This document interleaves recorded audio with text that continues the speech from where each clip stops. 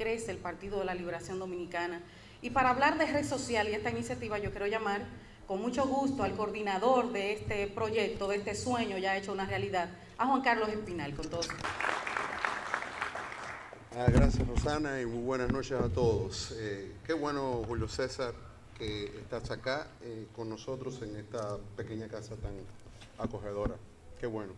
Yo me siento muy feliz que tú estés aquí, porque si tú estás aquí, significa que los últimos 20 años no nos han pasado por arriba, y de hecho, me recuerdo la primera vez cuando tú no eras ni siquiera diputado aún, en Santiago, que fui a trabajar. El presidente Fernández y Danilo Medina nos dijeron: ayuda a Abel Martínez Durán, ayuda a Julio César.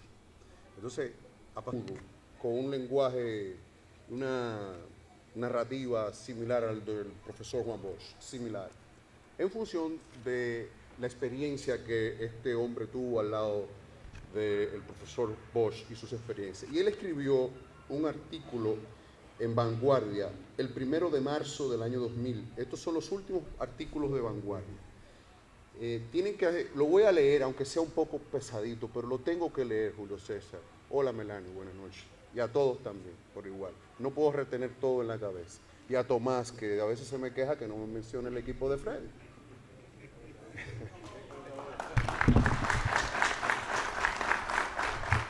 Y Tomás, la verdad, círculo de estudios.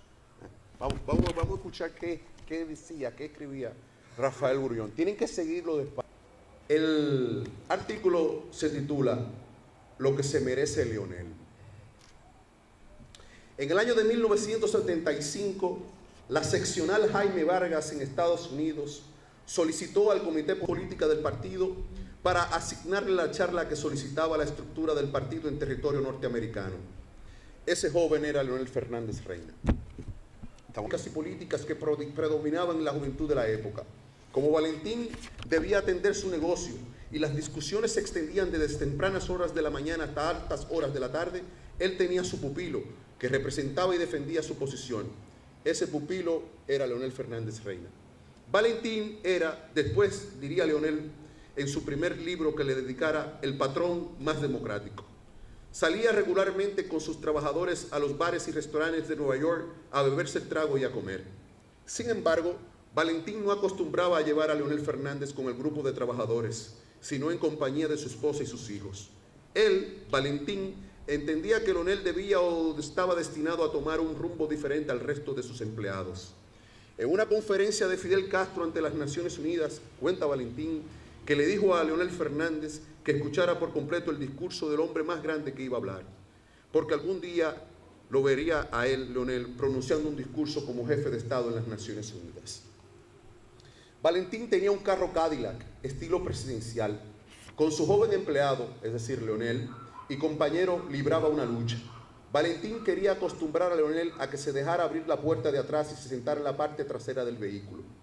Le decía a Valentín: tienes que acostumbrarte a ir en los carros como un jefe de Estado, cosa que Leonel siempre rechazaba porque le gustaba ir en el asiento delantero para conversar, ya que en la parte trasera quedaba totalmente aislado de Valentín, que iba en el volante, porque el carro, como ejecutivo al fin, tenía un compartimiento entre las partes delantera y trasera de los asientos. Leonel se sentía cómodo en jeans y en tenis, pero Valentín lo convenció de que debía vestir más formal, porque a la gente le gusta ver a sus dirigentes vestidos formalmente, le decía. El presentimiento de Valentín de que Leonel sería el futuro presidente de la República Dominicana lo llevó también a recomendarlo para que diera charlas en los colegios regionales de Nueva York, para que se fuera entrenando. Cuando Leonel le presentó a su madre, a doña Yolanda, por medio de una conversación telefónica, ella se mostró agradecida del tratamiento que Valentín le daba a su hijo. Valentín le manifestó todo su interés por el desarrollo de Leonel Fernández y le dijo que su hijo iba a ser un gran político que llegaría a la presidencia de la República. Ella le dijo que así no, que no quería que su hijo fuera o aspirara a presidente, sino que se graduara de abogado y que fuera un gran abogado. Valentín le dijo que no se preocupara, que su hijo sería un gran abogado, pero que también sería un gran político. En el año de 1993, cuando comenzaba a hablarse a lo interno del partido sobre la candidatura vicepresidencial, Valentín le dijo a Leonel Fernández: ¿te gustaría ser el candidato a la vicepresidencia? La respuesta de Leonel fue la siguiente: Usted sabe cómo son los métodos del partido, que uno no puede promoverse. Yo no estoy invitado a esa fiesta, pero si me invitan, bailo.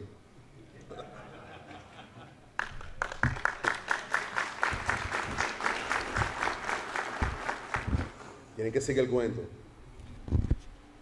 ¿Qué es lo que va a pasar ahora, el 16? La insistencia de Valentín de que Leonel debía ser presidente se exteriorizó de nuevo cuando don Juan Bosch renunció a sus funciones políticas dentro del partido. Valentín produjo el hecho y le dijo a Leonel: prepárese que usted será el sustituto del líder, usted será el candidato después de Bosch. Luego, ya en 1994, Leonel Fernández hizo una visita a Nueva York. Mientras se encontraba conversando con varios miembros del partido y de la comunidad de Habana Río, entró Valentín y proclamó: ¿qué peste presidente hay aquí?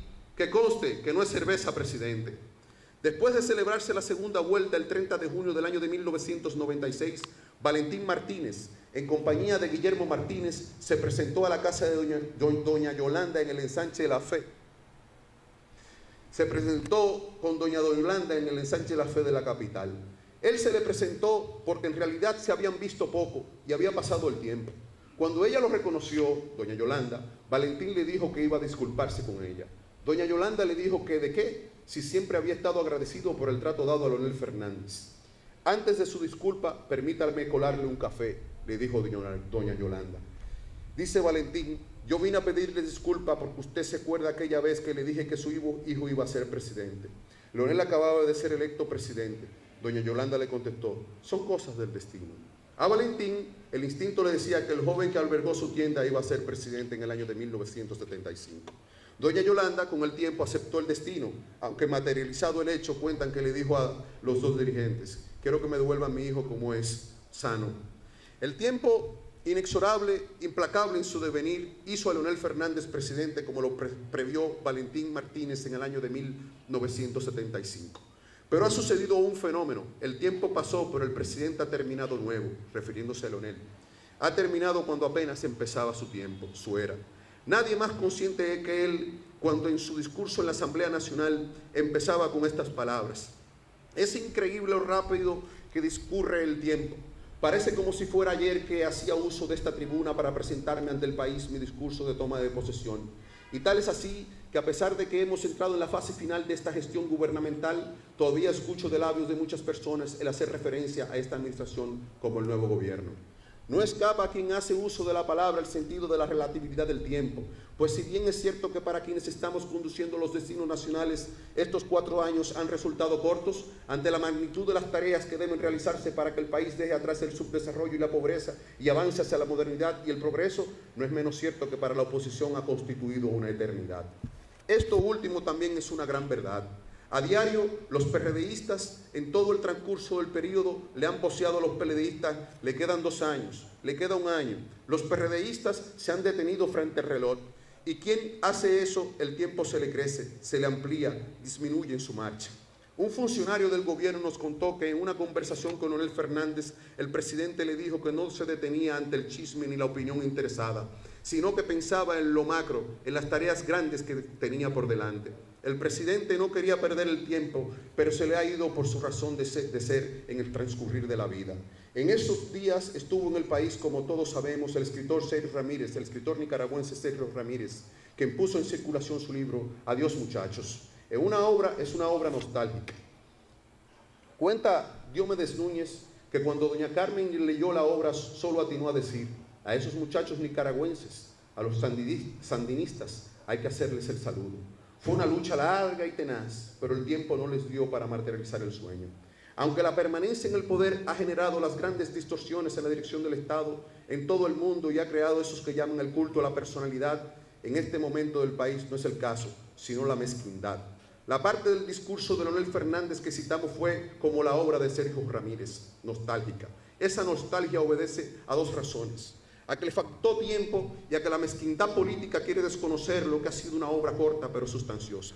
Entonces, lo que se merece Leonel es que el Partido de la Liberación Dominicana continúe en el poder más allá del 16 de agosto de este año, porque la opinión que siempre se impone es la de que él triunfa. Eso fue en el año 2000.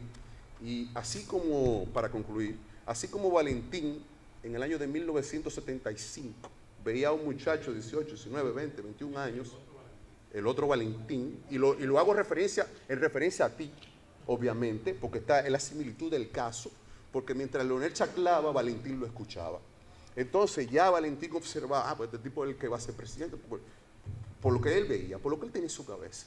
Entonces él tenía una premonición, y nosotros, y en mi caso, con perdón la palabra yo, y el egoísmo, el ego, ¿no? Yo creo que tengo una premonición, que Leonel Fernández va a ser presidente en el año 2016. Señores, que se siente el aplauso para el coordinador de red social, Juan Carlos Pinay. Unas palabras antes de iniciar. Adelante. Gracias, Juan Carlos. Que Juan Carlos es una persona, un compañero del partido con muchas condiciones.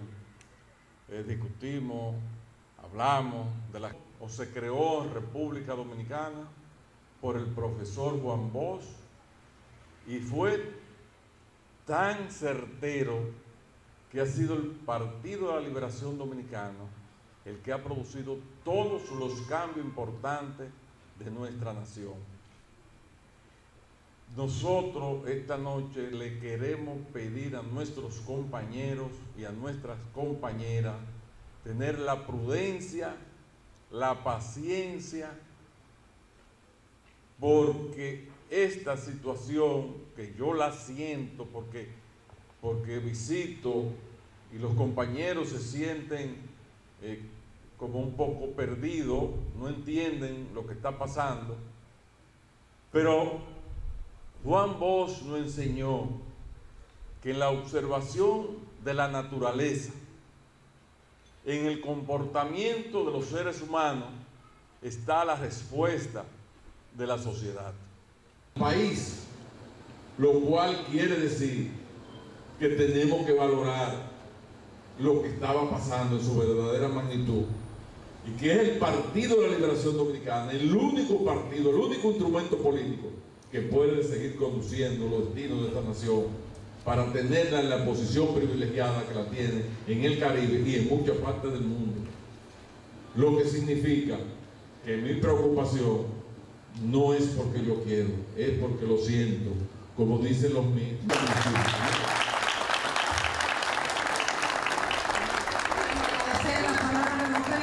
Se siente el aplauso para la anfitrión aquí de red social. Sabe palabras, joven, muy joven, este hombre viene del en la literatura, en la historia, en la filosofía, en las ciencias sociales. Abogado, político, terminado, senador por la provincia de Santiago de los Caballeros y miembro del Comité Político del Partido de la Liberación Dominicana. Así recibimos al doctor Julio César Valentín.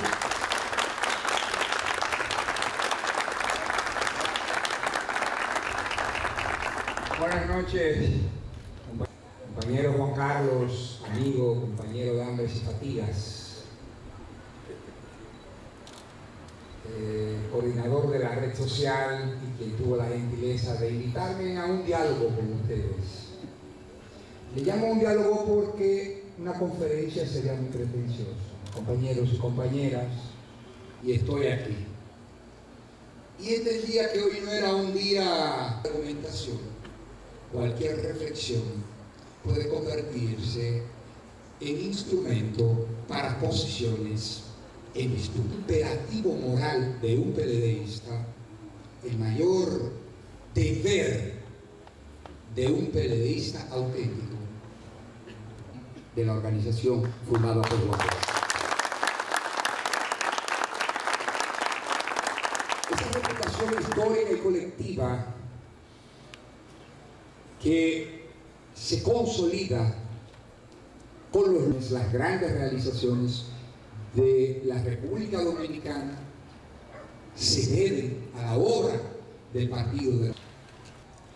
Y un tema que probablemente no mucha gente le va a estar prestando atención, porque la parte espectacular de la política suele resultar más atractiva a la cotidianidad, a las muchedumbres, que la parte sustancial. Y habilitar un espacio como este en el patio de Freddy, y que inaplazables, que tiene todo aquel que tiene sensibilidad democrática, patriótica, peledeísta, progresista, y que aspira a que el PLD siga gravitando, transformándose del Partido de Liberación Nacional o del Partido de Cuadros al Partido Progresista. Y aunque en mi esquema mental estaba la idea del Partido de Liberación Nacional de los 70 al Partido Progresista del siglo XXI, tratar de identificar cuáles nexos históricos, cuáles valores pueden configurar la característica de un partido progresista hoy, y si hay algún nexo histórico con lo que fue el Partido de Liberación Nacional, la concepción de Partido de Liberación Nacional. Y en efecto, los valores, los compromisos con los sujetos sociales del Partido de Liberación Nacional siguen siendo los mismos compromisos con los sujetos sociales que pretende beneficiar el Partido Progresista. Lo único es que el Partido Progresista no necesariamente tiene que ser un partido de cuadros. El partido de profesionales de Lenin, mientras que sí mantiene el núcleo duro de las propuestas, de los planteamientos, de las ideas de compromiso ineludible con los excluidos, con los explotados, con los oprimidos, con los trabajadores, con los campesinos, con los sectores populares. Ambos esquemas, el planteamiento de qué es un partido de liberación nacional con qué es un partido progresista, tienen en común que aunque en dos contextos históricos diferentes, el Partido de Liberación Nacional, producto de la Guerra Fría, y el Partido Progresista, que pudo convivir en la Guerra Fría, pero que se consolidan en la era posguerra fría, tienen en común el núcleo duro de compromiso preferencial con los excluidos, con los oprimidos, con los de abajo. Utilice el epíteto que usted quiera, pero si es progresista, su compromiso no es con élites económicas. Si es progresista, tiene que ser un partido de izquierda, pero no es la izquierda fragmentaria, fogosa, sectaria, la izquierda que ejecutaba y purgaba internamente porque no se pensaba igual. Hay una diferencia entre uno y otro. Mientras el Partido de Liberación Nacional es un partido de cuadros, de oficiales en la concepción del partido de Lenin, concebido en el quehacer del texto clásico de Lenin, un partido estructurado, disciplinado, con una metodología de trabajo. Aunque lo sabe Joaquín y lo saben ustedes, muchos de ustedes que tienen una prolongadísima tradición partidaria, Juan Bosch, el líder fundador, siempre negó que él fuera, que el PLD o que él fuera leninista, que más bien él era marxista pero no leninista. Sin embargo, yo no tengo estatura intelectual, ni política ni moral para refutar los planteamientos de Juan Bosch. Pero el que ha leído mínimamente el quehacer de Lenin sabe que Bosch fundó una organización política formidable que, además de la integridad de su figura, la disciplina, las concepciones organizativas y metodológicas eran las mismas concepciones del partido de cuadros de oficiales del partido de Lenin, el Partido Socialdemócrata ruso. Cuadros profesionales dedicados a tiempo. Tú fuiste dedicado a tiempo, Joaquín. a tiempo completo. ¿Por qué? Por una causa colectiva con la que se había comprometido el líder y el puñado de atrevidos que renunciaron del Partido Revolucionario Dominicano porque entendían que ya allí era imposible promover una organización política que se convirtiera en la vanguardia de las transformaciones que exigía estructural y socialmente la República Dominicana. En efecto, el PLD surge como una organización de izquierda. Y aunque no lo diga textualmente en ningún documento, el hecho de que nuestra organización, nuestros cuadros, celebraran escrupulosamente la Revolución de Abril, la Revolución Sandinista, la fecha del golpe de Estado Allende, la condena